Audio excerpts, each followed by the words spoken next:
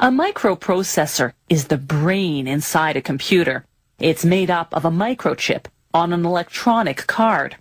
Preparing the chip to be installed on the card is a delicate and precise operation.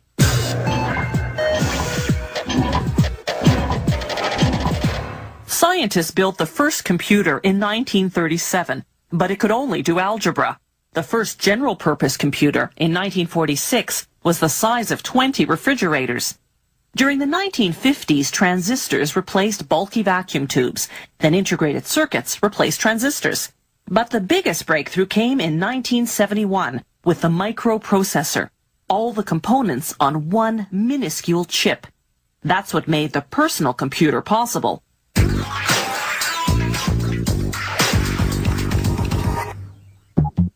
They start with a ceramic square called a substrate. This will carry the microchip. A machine coats the substrate surface with flux, a chemical that makes it sticky. This will hold the microchip in place until it's soldered.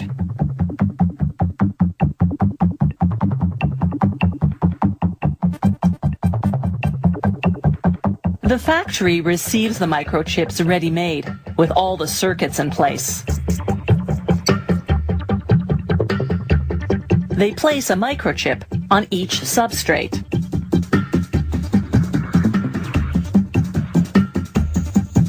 An infrared light guides the machine to place the chip in precisely the right spot.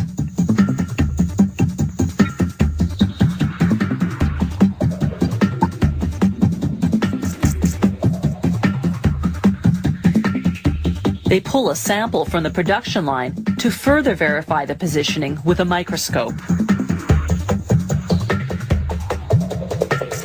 Next stop, a soldering oven at 365 degrees Celsius. The heat melts tiny beads of tin positioned on the chip, binding it to the substrate. Next, they prepare to solder an aluminum cap over each microchip.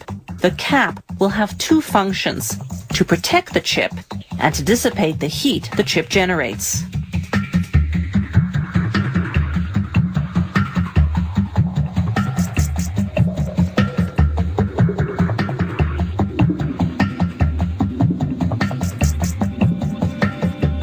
A robotic arm picks up 4 caps at a time and positions them over the microchips.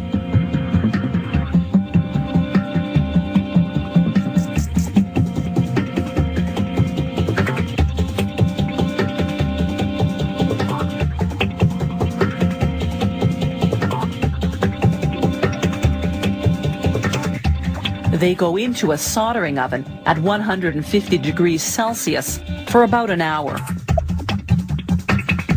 The next step is to create the electrical connections that will later link the microprocessor to the computer's electronic card. They start with tiny cylindrical pieces of tin called columns. Tin conducts electricity. A giant suctioning sieve vibrates the columns until they fall through the holes. This lines them up vertically so that they can be attached to the substrate. A machine spreads a thick adhesive paste, then attaches the vertical columns in it from underneath.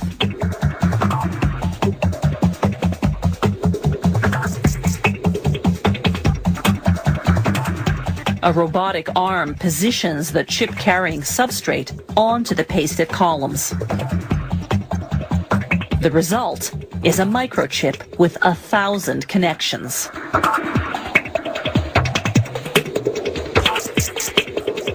For even more connections, they use tin balls instead of columns because balls are sturdier and more reliable. They too go through a suctioning sieve, only instead of paste, they're stuck on with flux, that sticky chemical used earlier to position the microchip onto the substrate.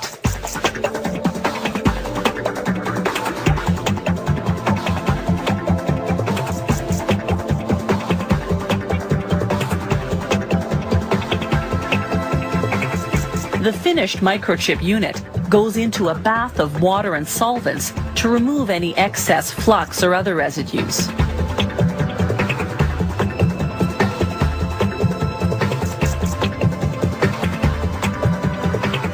Last stop, quality control testing.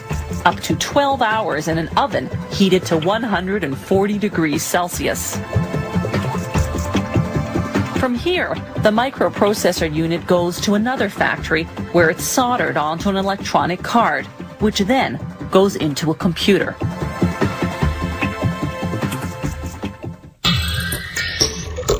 If you have any comments about the show, or if you'd like to suggest topics for future shows, drop us a line at www.howitismade.net.